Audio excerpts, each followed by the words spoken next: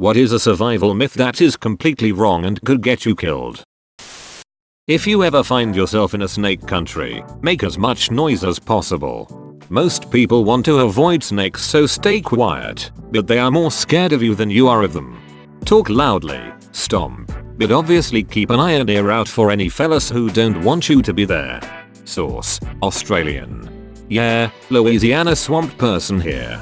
Make some noise and most hazards will avoid you without you even knowing they were there. Follow flying birds to find water, or they can simply be flying to spend a night anywhere, so we can't rely on them. Fish are the ones you should follow to find water. That's why I always carry a goldfish on desert expeditions. You do not need to wait 24 hours to report a missing person. If you think someone is missing, report it as such. The faster a missing person report is filed, the greater the chance the person will be found. Especially if it's a child. Missing children are at high risk during the first 24 hours, especially if abducted. In 76% of child abduction murders, the victim was dead within 3 hours. 88.5% were dead in the first 24 hours. Sucking a snake bite, it will often make it worse. So you're telling me my stepdad didn't have to suck on my cheek? Last I checked, you live in Kentucky, so he is legally required to do that. Sorry man, call your congressman if you don't like it. Removing a bullet is more dangerous than leaving it in. Trying to remove it can tear vital organs, it can be pushed in even deeper, or removing it can cause the person to bleed out. So digging it out with a rusty knife and covering it in duct tape doesn't instantly heal you? Far Cry lied to us.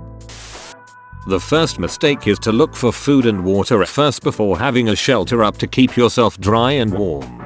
Shelter, water, food. In that order. Don't eat snow to stay hydrated if you're in a winter survival situation. Losing the heat of the snow while eating it is more dangerous than dehydration. Heat it up or let it melt in a container first to lose less heat. If you have to forage for food, avoid mushrooms entirely. Odds are so slim you will find an edible kind that you're much better off looking for things like nuts, seeds, and berries. Edit: this is not the myth, this is the truth. Closest I can think of is brace yourself if you are about to get in an accident. Try to go limp. You are more likely to walk away with minor injuries if you go limp. That's how drunk drivers survive crashes. Heard a story of a guy who got caught up in a tornado. Right before the tornado sucked him in, he got hit in the face with a vase, which knocked him unconscious. The tornado then threw him onto the ground a couple miles away. He survived with only some minor scratches and bruises. I feel kind of bad for laughing. One I know of is the myth that you can drink water from a cactus. I heard it's false and you can only drink from a small minority of cacti without having certain health consequences I am not aware of. Herbivorous animals are friendly and peaceful, so you are safe being around them and their presence will show you where food is. Seriously, everything from cows to deer can and will kill you if you make it angry. It is usually a good idea if you are in the wilds not to get near any large wild animal, but herbivores can often be even more aggressive than the predators. If a predator attacks you, you have a fairly good chance of scaring it off, especially if it's smaller than you, because it's likely only looking for food. If an herbivore attacks you, you're ducked because it genuinely wants to kill you. You can hydrate from soda. If that's all you have, drink it. Fallout New Vegas tells me otherwise. If done right, a tourniquet should hurt like a motherfucker and you're going to want to loosen it, but in the words of Egon Spengler, it would be bad. Navy basic first aid taught that when you apply a tourniquet, you write the time you applied the tourniquet over the tourniquet and you leave it. Let the medics handle everything. If you get stabbed with anything, don't pull it out since it could be the thing that prevents you from bleeding out. Instead, immobilize it and go to the hospital where they can stop the bleeding when they remove the object. That knife is in your aorta. If you remove it, you'll bleed to death. Consider that professional courtesy. Thanks, John. Really appreciate it. Don't stand underneath doorways in case of earthquakes. Doors and door frames are just not made the same anymore, so you're more likely to sustain more serious injuries if you do. You're better off staying hidden underneath a desk or table. My computer desk fell apart in my hands trying to move it. Not just doorways are made poorly. There was a till that fires used to take 7 minutes to move to the next room in a house in the 40s. But now it takes 50 seconds because all the furniture is cheaper, less dense wood. Drinking alcohol to stay warm. You sweat, your blood will rush to your skin and you will freeze/die much faster. Don't drink your pee if you're thirsty. It's high in salt and will make you more dehydrated, just like ocean water.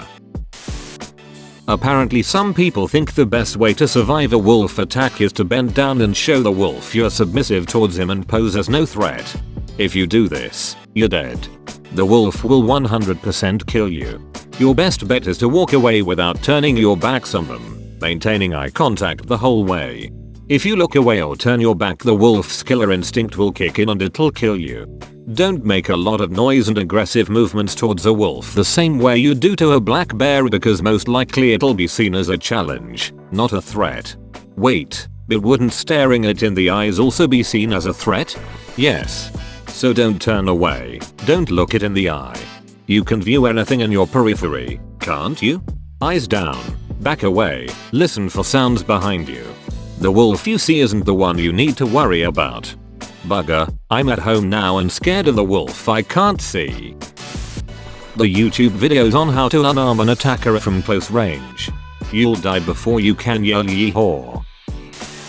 It won't kill you, but don't pee on a jellyfish sting. It will actually release more of the toxin.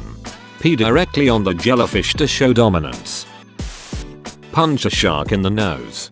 As a diver, there was a joke that we're supposed to use our dive knives for shark attacks. We'd cut our dive buddy and swim away, hoping the shark would get them first. Ah, the old. You think you can outrun a cheetah? No, I just need to outrun you. Oops, you. I'm trying to grow my channel, so thanks for watching all the way to the end. It would be awfully helpful if you could subscribe to the channel and share the video. Thanks, champ.